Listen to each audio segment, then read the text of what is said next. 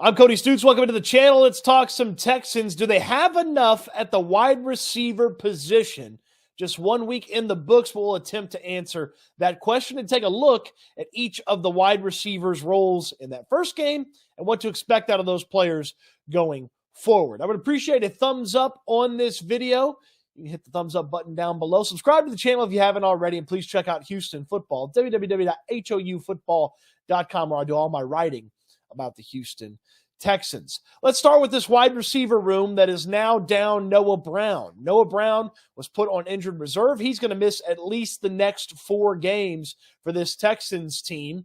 And Brown was a guy that caught a couple of the sideways passes in the game against the Baltimore Ravens and clearly was a factor in the way the Texans wanted to approach things from their passing attack. Well, with Brown down, let's take a look at the wide receiver room as it stands without him and what to expect going forward based off the performance that this wide receiver room just had in Baltimore. Let's start with the elder statesman in the wide receiver room, the veteran, the former Super Bowl champion, Robert Woods. Now, Robert Woods has got a little bit more left in his tank than I anticipated. Certainly when he was signed, coming off of the poor year with the Tennessee Titans, one of his worst years in professional football, and also coming back from a significant injury the previous year, it didn't look good in Tennessee last year for Robert Woods. But he ended up playing in all the games, and he played with some really bad quarterbacks in the course of that season. You can see what Robert Woods is supposed to look like, and you can see how useful Robert Woods can be when there's good quarterback play, or at least average quarterback play.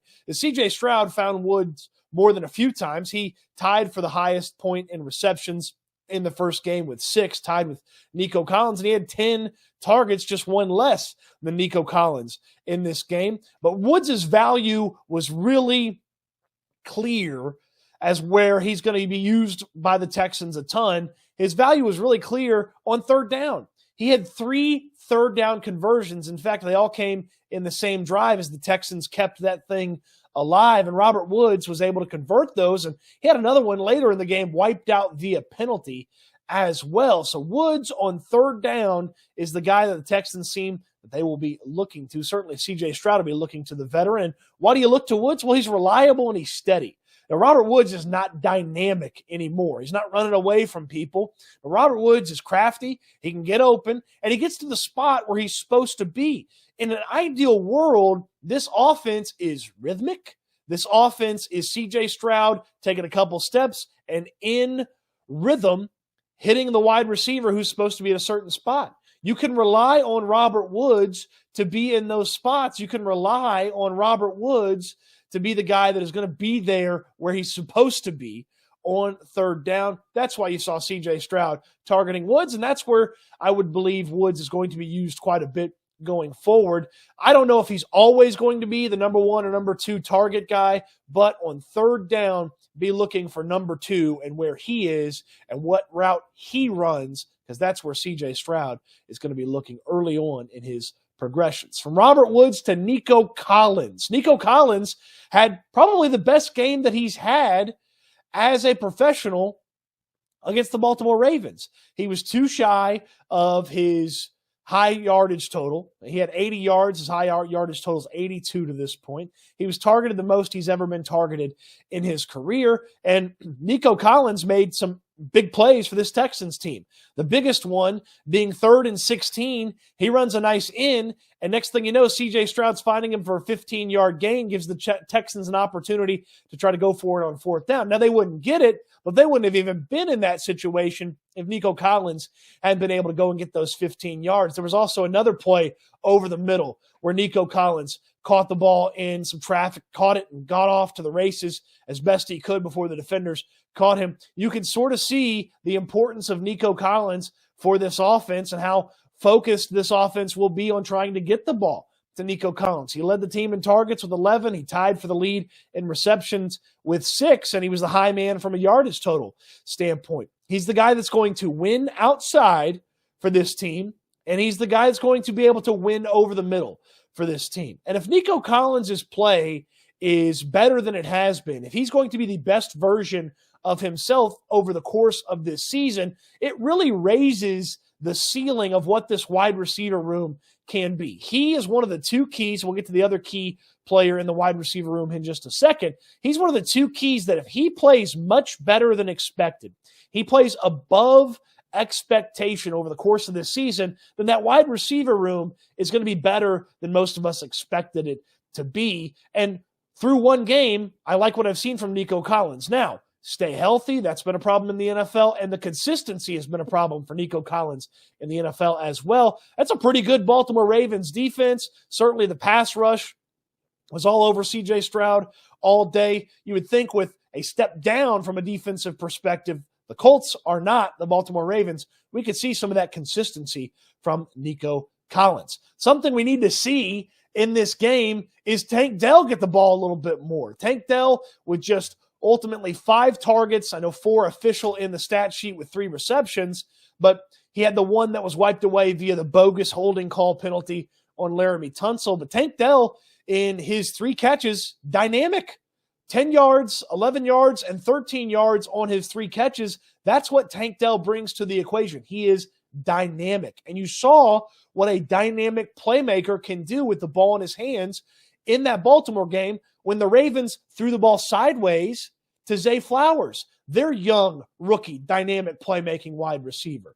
Zay Flowers looked good when he got the ball on the screens or on the short plays. There was clearly an emphasis to get him comfortable and to get him going, and he's one of the guys that can make plays for that Ravens offense. Tank Dell should see a similar role, and I do believe with Noah Brown out, those reps that went to Noah Brown, I would think that Tank Dell bumps up. He takes those opportunities, and I'm much more comfortable with this offense throwing sideways if Tank Dell is on the receiving end than if Noah Brown is on the receiving end. And I talked about Nico Collins raising the potential of this wide receiver room. Well, certainly that's what Tank Dell can do as well for this team. He and Nico Collins are the keys to this wide receiver room being better than we expected it to be.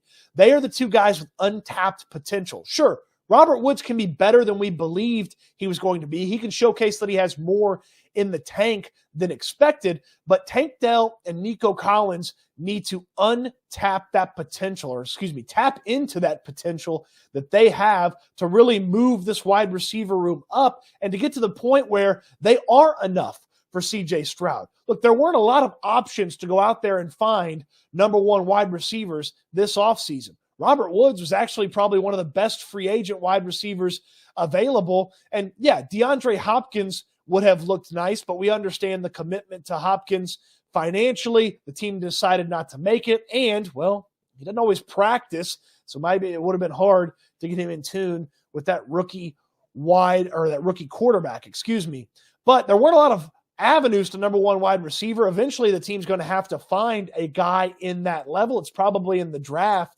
next year, or if some big names hit free agency, certainly you could have a conversation about that. So what they have now is where they have to make the most headway, and that's getting into the potential of Nico Collins, whatever is left, squeezing out the last little bit of his development as a third-year wide receiver, and getting the most out of Tank Dell as a first-year wide receiver. Those are the 2 important aspects of getting the most out of this wide receiver room and finding out if in his rookie year this wide receiver room is enough for C.J. Stroud. Now, a couple of more guys on the active roster and the practice squad that we can talk about.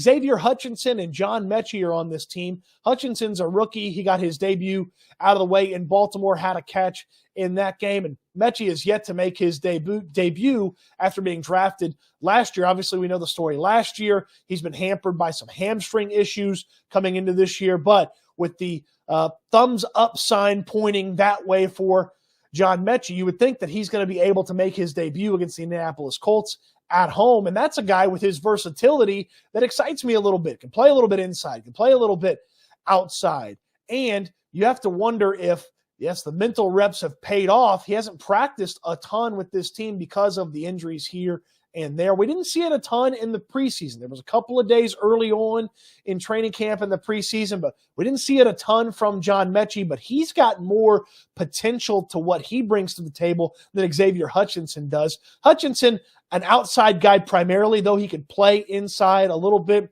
I would think that with Robert Woods healthy, Nico Collins healthy, Xavier Hutchinson is used sparingly by this team until he really dives into the playbook and really becomes a player that you can trust on a regular basis with this offense. And then from a practice squad perspective, there's 4 wide receivers on the practice squad. The only one that I would think about from that standpoint is Steven Sims.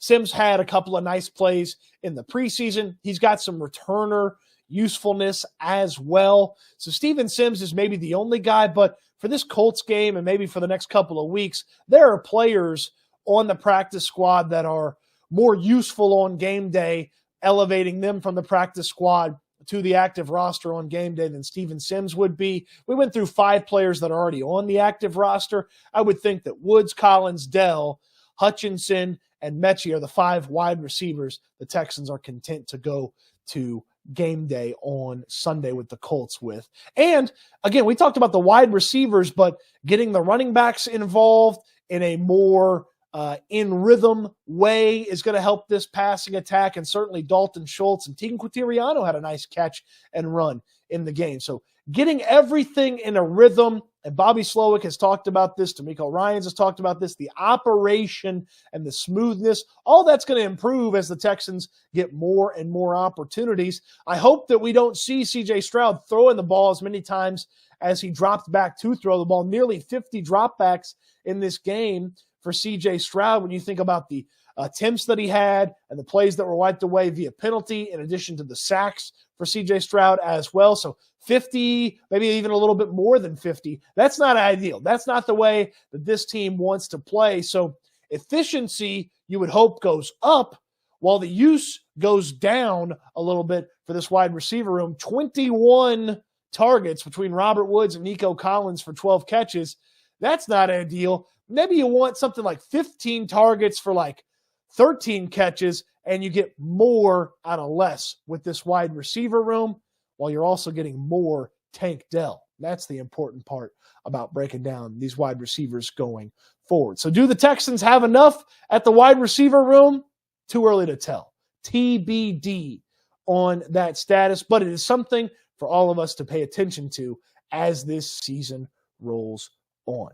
If you enjoyed the video, I'd appreciate a thumbs up. Hit that thumbs up button down below. Of course, subscribe to the channel if you haven't already. And on your way down to the thumbs up button, if you keep going in the description, you'll find a link to Houston Football, the website where I do all my writing about the Houston Texans. www.houfootball.com is where you can find it. I appreciate everybody watching the video, and I can't wait till we talk Texans again soon.